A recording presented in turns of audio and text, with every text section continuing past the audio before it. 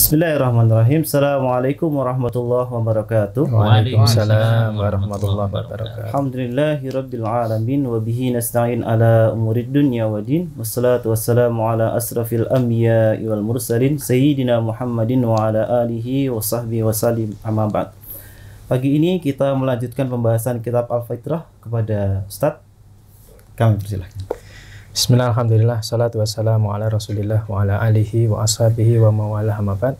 Kita lanjutkan pembahasan kita, masih di bab tentang dalalatul fitrah ala isbatil kamali lillahi ta'ala. Bagaimana fitrah itu menunjukkan tentang kesempurnaan Allah Ta'ala. Kita masuk di poin terakhir, yaitu di poin 4. Doa Allahi Ta'ala wal luju'u ilaihi, yaitu berdoa kepada Allah Ta'ala dan luju, yaitu kembali bersandar kepadanya. Qala musannif hafizahullah ta'ala, sabaqa ala istidlalu bi du'aillahi ta'ala. Telah berlalu pendalilan tentang berdoa kepada Allah Ta'ala, wal luju ilaihi, dan memohon pertolongan atau kembali kepadanya, ala wujudil fitrah, yaitu tentang wujudnya fitrah, di atas wujudnya fitrah. Wa aidan, demikian juga ala dalalatil fitrah, tentang pendalilan fitrah, ala wujudillahi ta'ala wa ma'rifatihi, tentang wujudnya Allah dan makrifat pada Allah. Wal ikrari bi rububiyatihi, dan ikrar terhadap rububiyah Allah. Ini pembahasan sudah kita lewati di beberapa pertemuan terdahulu, di awal-awal pembahasan, bagaimana seseorang itu ketika dalam kondisi tertekan, dalam kondisi yang berbahaya, dia akan berdoa, mohon kepada Allah dan mohon pertolongan kepada Allah. Wa huwa huna, dan di sini aidan juga dalilun, adalah dalil ala dalalatil fitrah, tentang pendalilan fitrah, ala isbati sifatil kamali lillahi ta'ala, tentang penetapan sifat-sifat yang sempurna bagi Allah Ta'ala. Fal iftiqaru, dan rasa butuh, wal ikhtiyaju, dan kebutuhan, min lawazimil insani, itu termasuk bagian dari konsekuensi seseorang atau insan. Wa daruriyatihi, dan kebutuhan mendasarnya. Fahuwa, maka itu menunjukkan daiman, senantiasa, yahtaju ila naili muradihi min azizi qawi. Itu menunjukkan bagaimana insan itu senantiasa butuh dan ingin apa yang menjadi harapannya itu dipenuhi oleh Allah Al-Aziz Al-Qawi, itu Allah yang maha perkasa dan maha kuat. Yuballighuhu, dia yang menyampaikan, muradahu, keinginannya, wa fi hada, maka pada hal seperti ini, yaitu senantiasa butuh agar yang diinginkan itu dipenuhi oleh Allah, itu i'tirafun, itu adalah pengetahuan minhu, dari Allah, birabbi al-qawi, yaitu pengetahuan tentang Rabb yang maha kuat, alladzi, yang mana, yuballighuhu muradahu, menyampaikan atau memenuhi apa yang diinginkan. Adanya rasa butuh pada diri insan itu adalah konsekuensi sebagai konsekuensi yang menunjukkan bahwa dia itu mengetahui tentang Rabbul Alamin, bahwa Rabb itu maha perkasa, yang dia yang bisa menyampaikan apa yang dikehendaki, apa yang diharapkannya, itu maksudnya. Adanya rasa butuh pada Rabb itu menunjukkan pengetahuan dia bahwa ada Rabb yang maha perkasa yang bisa memenuhi apa yang dia inginkan. Secara sederhana kita ambil maknanya seperti itu. Wa du'a'u min lawazimihi, dan doa adalah bagian dari konsekuensi itu. Wa muqtadiyati, dan bagian dari tuntutannya. Yang maknanya adalah an yakuna, menjadikan al-mad'u, yang diseru itu, mutassifan, disifati bisifatil kamali, dengan sifat-sifat yang sempurna, wal jalali, yang tinggi, wal jamali, dan indah. Ketika seseorang berdoa dengan harapan apa yang diminta itu dipenuhi, maka maknanya adalah yang diminta itu, yang kemana doa itu ditujukan, yaitu al-mad'u, yang diminta, maka itu disifati dengan sifat-sifat yang sempurna, yang tinggi dan indah. Wa min tilka sifat, dan di antara sifat itu adalah al-ilmu, mengetahui, al-muhitu, al-ilmu, al-muhitu, ilmunya itu meliputi segala sesuatu. Was'am'u, dia mendengar, wal basaru, dia melihat, wal ma'iyah, ada bersama, kebersamaan, wal qarbu, dan dekat, wal hayat, hidup, wal qayyumiyah, yaitu maknanya adalah al-mubalik fil qiyami bitadbiri khalqihi, senantiasa mengurusi makhluknya, wal iradah, dan berkuasa, punya kuasa, wal jud, dermawan, wal karam, yaitu karim, maha mulia, war rahmah, dan penuh kasih sayang. Ketika seseorang berdoa kemudian mohon pertolongan pada Allah, itu menunjukkan bahwa yang dimohonkan itu, yang dimintai pertolongan itu pasti memiliki sifat-sifat yang sempurna, disifati dengan sifat-sifat yang sempurna, yang tinggi, yang indah. Dan di antara sifat-sifat itu adalah mengetahui. Bagaimana mungkin dia meminta kepada sesuatu yang tidak tahu, yang ilmunya tidak bisa menjangkau apa yang dia harapkan. Dan yang diminta itu pasti mendengar. Bagaimana mungkin seseorang itu meminta pada sesuatu yang tidak bisa mendengar? Tidak mungkin. Dan sesuatu itu melihat. Bagaimana mungkin dia meminta kepada sesuatu yang tidak bisa melihat? Maka doa itu sudah secara otomatis menunjukkan makrifat seseorang kepada Rabbul Alamin gitu.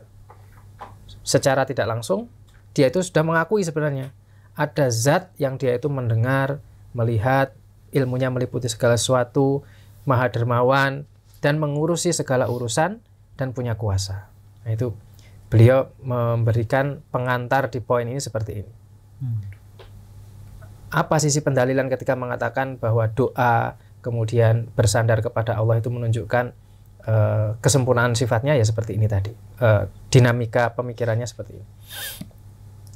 Wahiyya sifatun, dan itu semua yang disebutkan tadi adalah sifat-sifat khosatun, yang khusus billahi, untuk Allah Ta'ala, la taliku li ghairihi, yang tidak layak bagi selain Allah.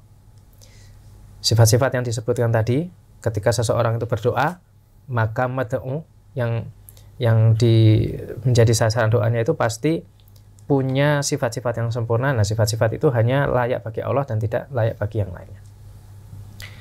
Yaqulu Ibnul Qayyim rahimahullah berkata, inna husulal ijabah, bahwasanya adanya jawaban atau sampainya jawaban atas permintaan, akibat soal, yaitu bagian dari akibat pertanyaan, yang itu adalah buah dari permintaan, soal permintaan, alal wajhi al-matlubi, atas apa yang diminta, itu adalah dalilun.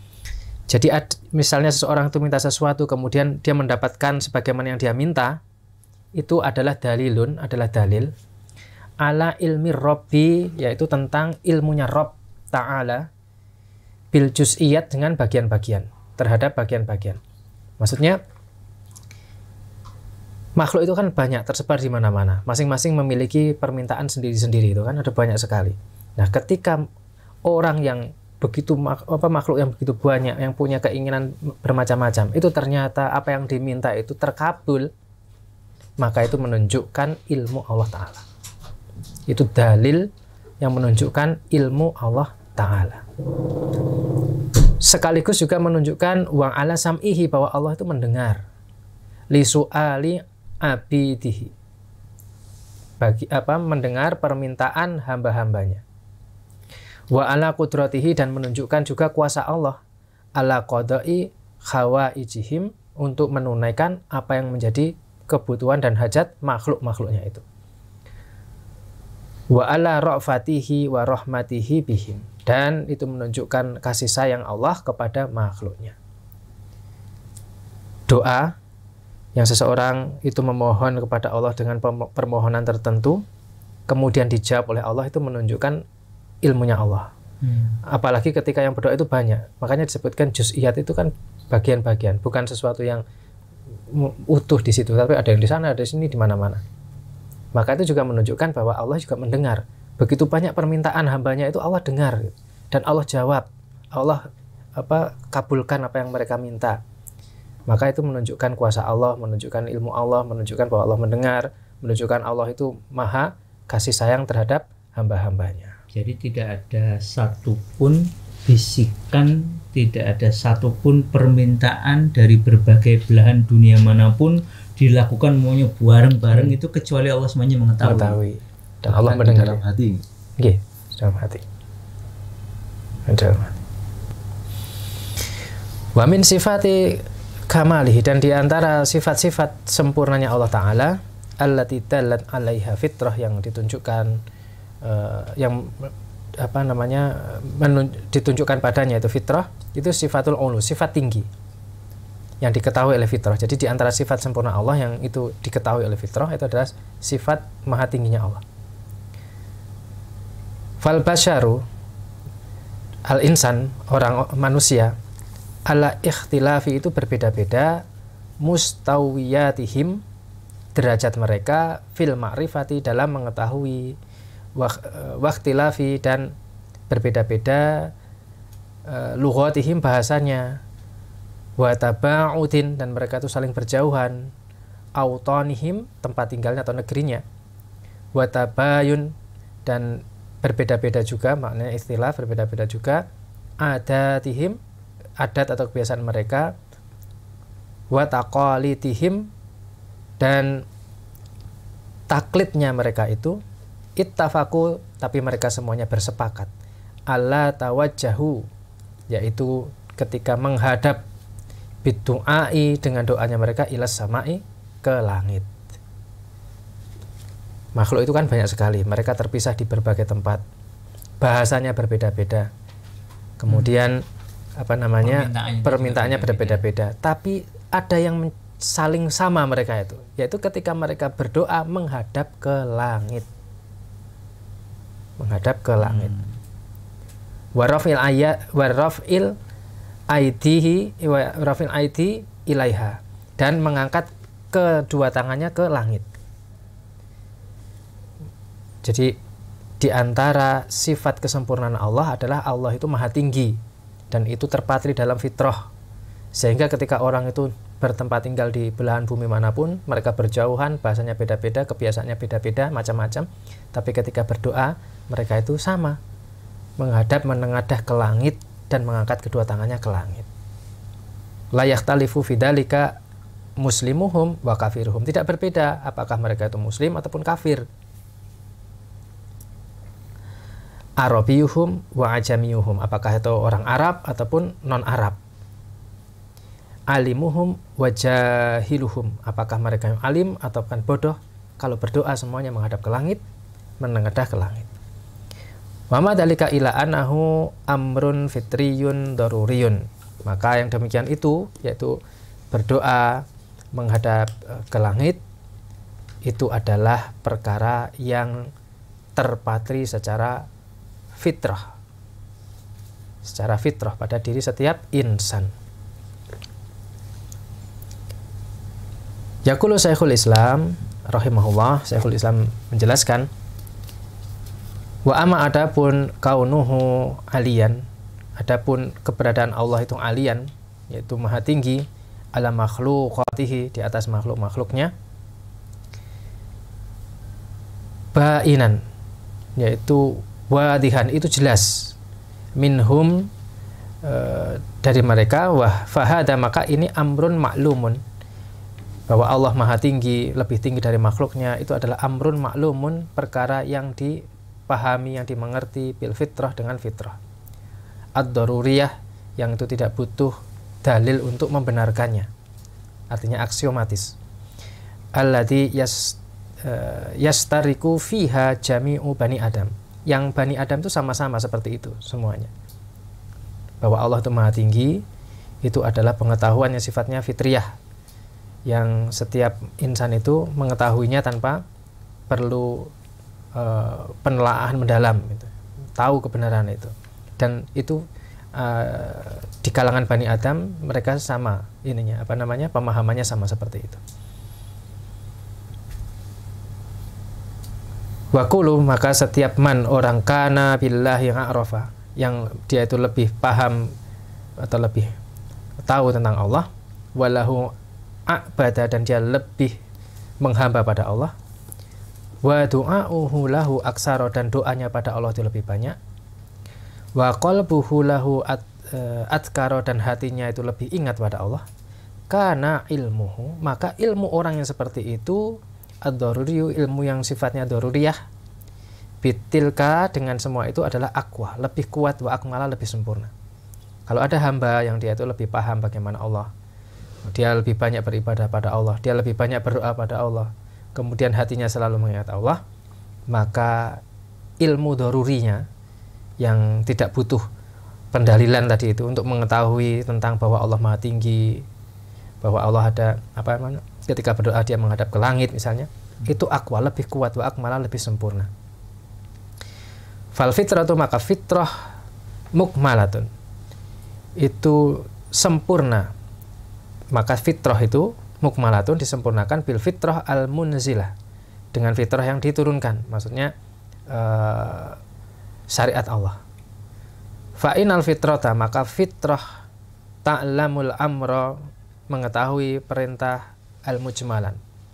Fitrah itu mengetahui perintah atau perkara-perkara secara umum. Adapun fitrah yang munzilah itu adalah syariat itu, maka itu pendetilannya. Wa syari'atuhu, dan syariat, wa syari'atu, dan syariat, tufasiluhu, itu yang mendetilkannya, yang menjelaskannya, wa tubayyinahu, dan menjelaskannya, wa tashhadu, dan yang mempersaksikan, bima, dengan sesuatu, la tastaqbilu al-fitrah bihi, yang tidak bisa dijangkau sendiri oleh fitrah. Fitrah itu akan lebih sempurna, akan disempurnakan dengan fitrah yang munzilah yang diturunkan, yaitu apa? Syariat. Karena syariat itu yang mendetilkan, yang menjelaskan. Jadi fitrah ini kan al-ma'rifah as-sabiqah, pengetahuan yang sifatnya itu umum ya. Mujmal. Sudah dibawakan. Nah, untuk memahami detail-detailnya, maka Allah Ta'ala turunkan syariat. Gitu. Jadi nggak bisa, kemarin juga sudah ditegaskan berkali-kali ya, pendidikan hanya berbasis fitrah itu nggak bisa, karena fitrah itu masih umum. Untuk pendetailannya memerlukan ilmu syar'i. Allahu Akbar.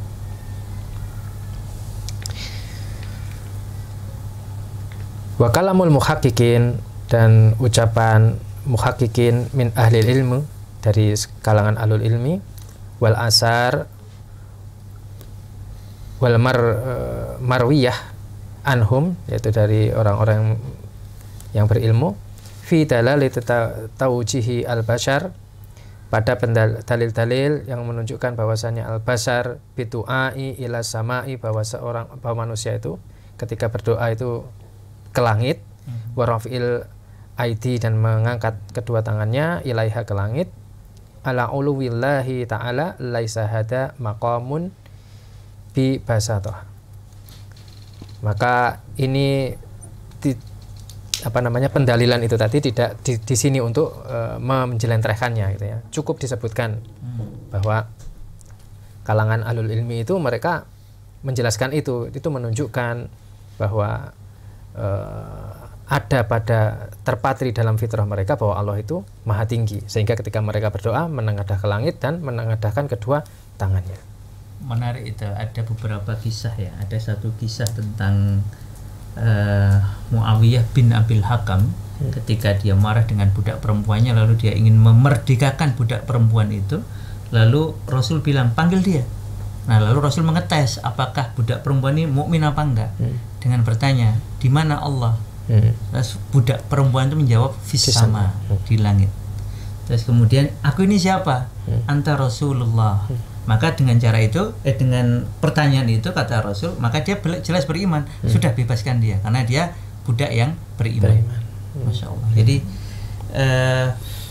sebenarnya ketika seseorang melakukan tindakan itu ya, berdoa kepada Allah, memahami Allah itu ada di langit, dan kemudian dia meyakini ketinggian Allah, pada dasarnya dia sudah beriman kepada Allah Ta'ala secara umum ya. Maksudnya belum ya, ini ya, penegasan dari Rasul tadi memang ditanya kemudian, lah saya ini siapa? Rasulullah. Jadi pengakuan Allah itu di langit, Allah itu ada, dan pengakuan bahwa Rasulullah Muhammad sallallahu alaihi wasallam adalah hamba dan utusannya, itu menyempurnakan keimanannya. Betul. Wa min asyharil qasasi, dan di antara kisah yang masyhur fi hadhil mas'alah dalam permasalahan ini, yaitu adalah kisah Abi Ma'ali, kisah Abu Ma'ali Al-Juwaini. Sa'alahu Abu Ja'far, Abu Ja'far bertanya padanya, Abu Ja'far Al-Hamdani bertanya padanya, wa huwa yatakallama fi nafyi sifatil uluwi. Ketika Juwaini itu dia lagi berbicara dan dia menafikan sifat uluwi, sifat tinggi bagi Allah Ta'ala. Maka Abu Ja'far Al-Hamdani bertanya padanya, wa yaqulu, dia berkata, kanallahu wala arsun, Allah kanallahu wala arsun wa huwal an ala makana. Oh, ini Juwaini berkata, adapun Allah itu wala arsun, tidak ada ars, wa huwa al-an, dan dia sekarang, Allah yang sekarang itu ala makana, tidak bertempat, tidak di mana-mana. Faqala lahu Hamdani, maka kemudian Hamdani bertanya padanya, akhbiruna, kabarkan pada kami, ya Ustadz, wahai Ustadz, an hadhihi darurah, tentang aksioma ini, tentang sesuatu yang sifatnya fitriyah ini, allati najiduha, yang kita dapati, sesuatu yang fitriyah itu fi qulubina, pada hati kami. Fa innahu, sesungguhnya, maqala arifun, tidaklah orang arif itu berkata qad, ya Allah, ila, kecuali wajada fi qalbihi daruratan, kecuali dia itu dapati dalam hatinya itu sesuatu yang sangat jelas. Tatlubu al-ulwa, dia meminta kepada sesuatu yang tinggi. La yaltafitu yamnatan, dia tidak menoleh ke kanan dan ke kiri. Wala yamnatan wala yasrotan, dia tidak menoleh ke kanan dan ke kiri. Jadi ketika dia memohon ya Allah, itu dalam hatinya itu dia memohon pada sesuatu yang tinggi, tidak ke kanan, tidak ke kiri gitu. Fa kaifa natba'u hadhihi darurah, bagaimana kita itu bisa mencegah darurah ini, jadi sesuatu yang otomatis, yang clear, ini dari anfusina, dari diri kita gitu. Jadi ketika mengatakan, ada Juwaini tadi mengatakan seperti itu, tidak ada ars, Allah itu tidak di mana-mana gitu. Maka dia bertanya, wahai Ustadz, tolong jelaskan pada kami, ini tidaklah ada tidak satu orang pun, orang arif ketika mengatakan ya Allah itu, dia hatinya itu ya Allah itu ke kanan atau gitu ya, tapi ke atas. Ya Allah itu batiniahnya itu pasti ke atas gitu. Tolong jelaskan ini gitu. Bagaimana kita menghilangkan ini gitu, katanya. Qala, kemudian Juwaini berkata, fala tama Abu Ma'ali ala ra'sihi wa nazala. Kemudian Abu Ma'ali falatoma itu memukuli dengan telapak tangan kepalanya. Jadi kepalanya dipukuli, kemudian beliau tersungkur. Wa adzanuhu qala wabaka. Kemudian aku mengira yang meriwayatkan ini tidak pasti, sepertinya dia itu berkata sambil menangis. Wa qala, dan berkata, khayyaroni al-Hamdani, Hamdani itu membingungkanku, Hamdani itu membuatku bingung gitu. Khayyaroni Hamdani, Hamdani membuatku bingung, Hamdani membuatku bingung. Jadi ketika dia mengatakan tadi seperti itu, terus ditanya, kan dia mengklaim bahwa Allah itu tidak ada ars, Allah itu tidak di mana-mana. Terus ditanya seperti tadi, gimana ini kalau ada orang setiap kali berdoa itu kan pasti hatinya itu ke atas itu, memohon pada sesuatu yang di atas, tidak ke kanan, tidak ke kiri, tidak sesuatu yang di kanannya atau di kirinya, tapi ke atas. Itu bagaimana penjelasannya? Bagaimana menghilangkan itu dari diri kita? Gitu. Maka dia kemudian tersungkur sambil memukul kepalanya dan berkatakan, Hamdani ini membingungkanku gitu. Kelihatannya Al-Juwaini kemudian sadar ya bahwa iya ya, memang Allah Ta'ala itu ya di atas. Di atas, dan kita semua itu memiliki sesuatu yang bawaan, yang fitrah tadi ya, yang darurah tadi, bahwa memang Allah Ta'ala itu di atas, maha tinggi. Sehingga ketika berdoa ya begitu, menghadap ke langit, mengangkat tangannya juga. Walhasil, maka kesimpulannya mimasa bako, dari apa yang sudah berlalu, anna doa, bahwasanya doa yastalzimu itu adalah konsekuensi i'tiqadan, bagian dari keyakinan, ad-da'i, orang yang menyeru, lima ta'uwihi, bagi yang kepada yang diserunya, sifat al-kamali. Jadi doa itu adalah bagian dari konsekuensi yang itu menunjukkan adanya keyakinan pada orang yang menyeru terhadap yang diseru, yaitu apa? Sifat yang sempurna, wal jalal yang tinggi, wadhalika fitratun daruriyah. Dan itu adalah fitrah yang tidak butuh pembuktian untuk mengakui kebenarannya. Ketika seorang berdoa, maka yang diseru itu pasti memiliki sifat yang sempurna, dan itu adalah sesuatu yang default ada pada setiap insan dan tidak butuh dalil sebenarnya, ya kan? Karena akal sehat dan fitrahnya itu pasti membenarkan itu. Wallahu a'lam bishawab. Itu yang kita bahas di bab yang ini, yaitu bagaimana fitrah itu mengantarkan seseorang untuk menetapkan tentang kesempurnaan Allah Ta'ala. Ini sudah selesai, insya Allah akan kita pada pertemuan mendatang kita akan bahas pembahasan yang lain. Wallahu a'lam bishawab, yang bisa kita sampaikan pagi ini. Masya Allah. Demikian pembahasan fitrah pada hari ini. Semoga bermanfaat, semoga menambah iman kita, dan semoga Allah matikan kita di atas fitrah. Assalamualaikum warahmatullahi wabarakatuh. Waalaikumsalam warahmatullahi wabarakatuh.